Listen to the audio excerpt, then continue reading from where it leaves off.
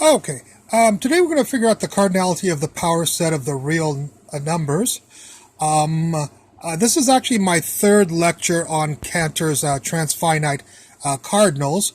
And I'll put the other two lectures, the links to them in the description of this lecture, so you can get to them really fast instead of having to scroll through all my lectures, because I have almost 180 videos, so I'm trying to make that easy. If you want to go look at those, and you might have to watch this number 3, because we're just solving a specific problem, whereas the other two were a little bit more inclusive of many different ideas of Cantor's transfinite cardinals.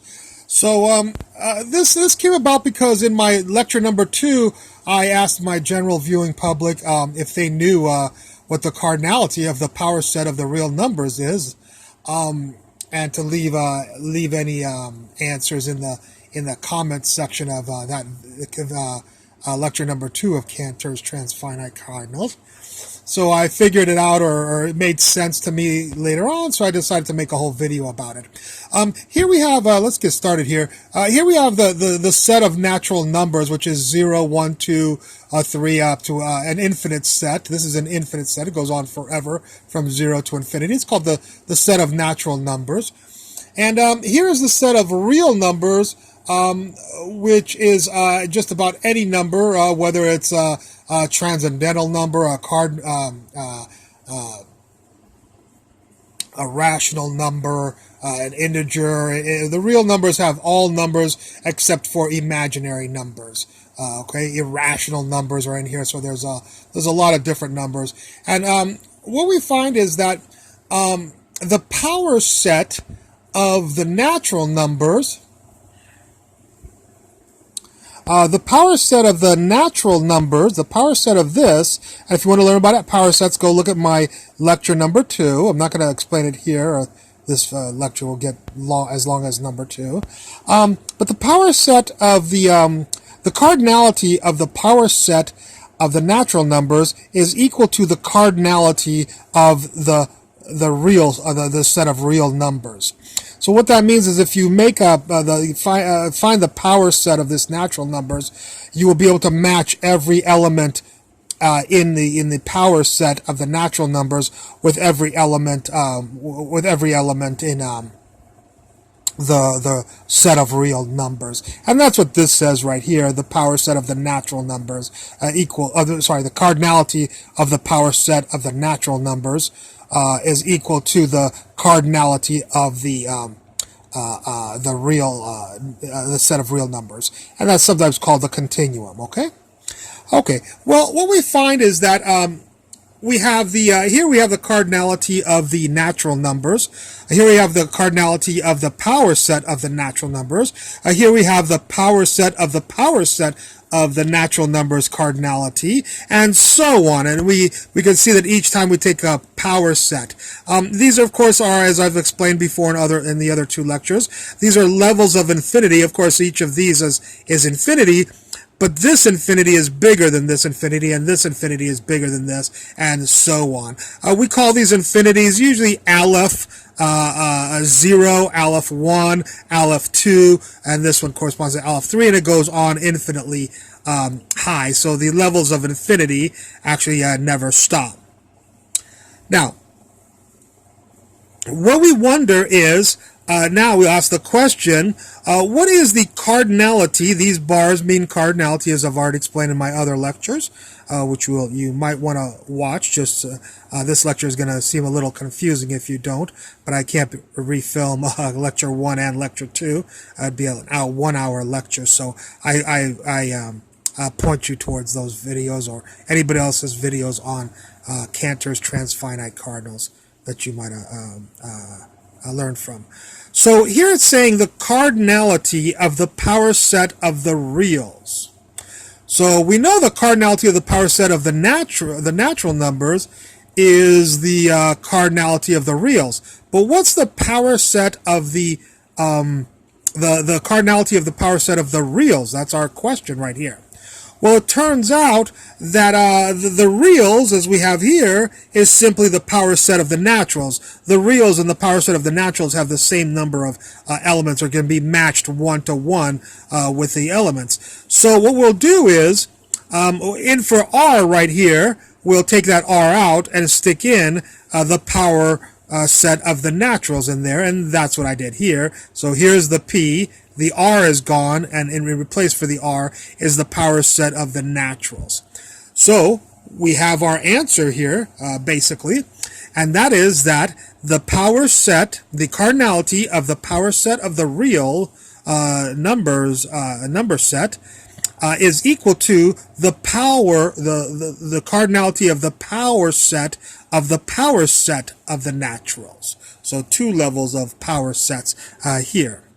So if we go back up here, notice we already stated power set of the naturals is equal to the cardinality of the power set of the naturals. I'm sorry if I always leave out the cardinality. Of course, these bars mean cardinality. So if you ever see the bars, I mean cardinality, even though I might not say it. So the cardinality of the power set of the naturals is aleph 1, which is the cardinality of the reals, the number of real elements here, and that's called the continuum C. Now, we learned here that the power set of the naturals, the cardinality of, is aleph 2, but we learned here that that is equal to the power set of the reals. Well, just like here we had levels of naturals, power set of naturals, power set of naturals, power set of naturals, the set of natural numbers. Here we start a whole new level of infinities, and namely that's the cardinality of the reals, the cardinality of the power set of the reals, the cardinality of the power set of the reals, and so on. So we have a whole new set of infinities, although they are identical to these infinities. Aleph 1, Aleph 2, and Aleph 3 are the beginning of the real number cardinalities and the power set of the real number cardinalities. Okay? Okie dokie. So, so that's our answer to our question. What is the cardinality of the power set of the real numbers? The cardinality of the power set of the real numbers is equal to the cardinality of the power set of the natural numbers.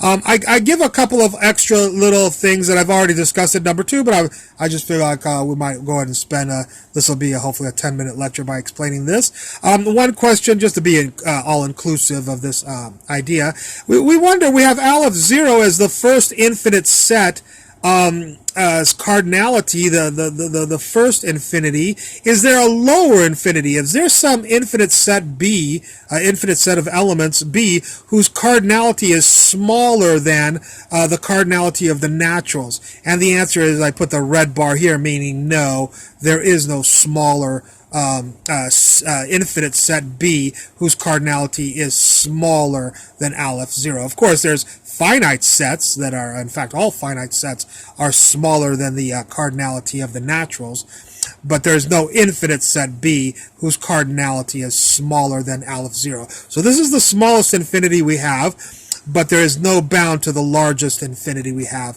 with, this would be a sub aleph sub infinity. The other thing I'll just mention real quickly is the Continuum Hypothesis, which asks, okay, you have aleph 0 and aleph 1. Is there somebody in between these two infinities, you know? In between the infinity of the infinity of this is infinite and this is a bigger infinity, but is there some set D, infinite set D, of course, that is in between those two infinities, in between the natural numbers and the real number set cardinalities? And the answer is no. Again, there is no set D. Infinite set D, whose cardinality is in between the cardinality of the naturals and the cardinality of the reals. That's called the Continuum Hypothesis. It has not been proven yet. And then we have what's called the generalized continuum hypothesis, which of course is the next question. Okay, we're conjecturing that there's no set in between these two. Is there a set in between these two, or the next, between aleph 0 and aleph 1, aleph 1 and aleph 2, aleph 2 and aleph 3, alpha 3, aleph 3 and alpha 4? Is there any sets in between, infinite sets that are possible inside, between these aleph infinities? And the answer again is, the conjecture, the hypothesis is that there will not be any infinite sets whose cardinality is in between any of these levels of infinities, aleph 1, aleph 2, aleph 3. So that's called the generalized. This only takes care of one question in between those two. This one takes care of every single other level of infinity, the fact that there's no infinite set whose cardinality is in between these values of cardinalities, which basically states that the cardinalities are quantized, if you will. Okay? Again, these two things have not been proven to be true, but nobody has found, if anybody can find a set that does belong in between here, then we can go back to the continuum hypothesis and say you're wrong. And if anybody can find a set that's in between, aleph 17 and aleph 18, then we can go back and say, hey, the generalized continuum hypothesis is wrong also. But nobody has found those sets. But no one has proved that those sets do not exist, and so they are hypotheses instead of theorems. Okay, well, I hope you enjoyed this lecture, and I look forward to any comments at the bottom. Thank you very much for watching.